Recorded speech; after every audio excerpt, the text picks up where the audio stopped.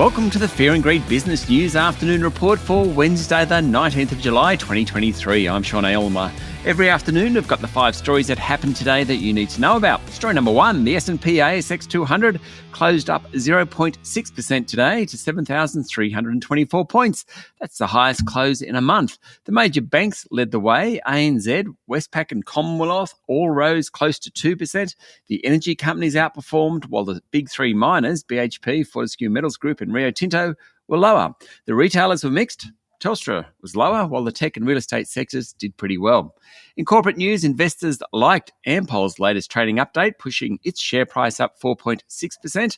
Fuel sales are up, so too profit margins at its Lytton oil refinery in Queensland. Australia's second largest gold digger, Northern Star, said this financial year might not be as good as expected, sending its share price down nearly 6%. That was the worst of the top 200. Story number 2, Federal Treasurer Jim Chalmers last night held a meeting with China's finance minister, the first treasurer in 4 years to meet his Chinese counterpart. Chalmers said good progress was made in the 1-hour meeting. The two discussed the global and domestic economic outlooks, while the detention of 2 Australian writers in China was raised. Chalmers also noted that Beijing recently had lifted trade bans on Australian coal and timber and conveyed our enthusiasm to remove duties on barley, wine and lobster. Story number 3, Rio Tinto's iron ore division has achieved its most productive first half in 5 years and hopes to ship around 330 million tonnes of iron ore this year. That's the good news. The bad news is that a train derailment meant exports were softer for the 3 months to the end of June, and Rio's share price ended down nearly 1%. While Rio's iron ore division is doing well, the country's third largest miner downgraded output forecasts for copper and alumina. Rio kicks off the June half-year profit reporting season next week and is expected to have made around $10 billion for the half. Story number 4, Woodside Energy CEO Meg O'Neill has had another crack at the federal government over its gas policy, including caps on prices and the safeguard mechanism. O'Neill said prospective customers of Australian LNG now have doubts about the certainty of cargoes. She reckons she's being asked questions about it.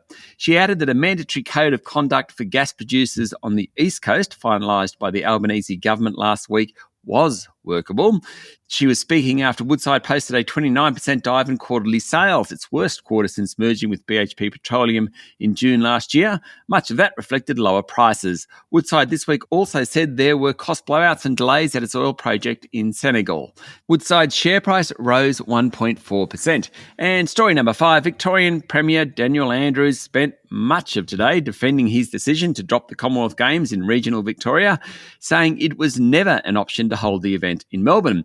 The Com Games Federation had said a reason for the massive cost blowout of holding the Games, from a little over $2 billion to $6 or $7 billion, was the fact that they were due to be held in rural Victoria.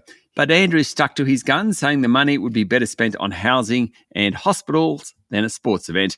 Asked whether the decision could be compared to an episode of ABC's comedy Utopia, a Tetchy Andrews said people could draw whatever parallels they liked. And they can.